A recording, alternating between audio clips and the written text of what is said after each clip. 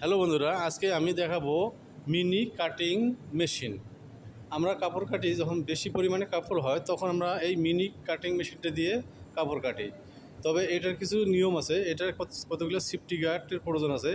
আমরা বাম হাতে অবশ্যই হ্যান্ড গ্লোভস লাগিয়ে কাজ করতে হবে, তা নাহলে নাইফে যে কোনো সময় সমস্যা হইতে পারে। এই জন্য অবশ্যই হ্যান্ড গ্লোভস লাগিয়ে কাজ করবেন এবং এই সাবধানের সাথে কাজটা অবশ্যই করার আগে প্র্যাকটিস করতে হবে। প্র্যাকটিস করে করে এই কাজটা মেশিনটা চালাতে হবে।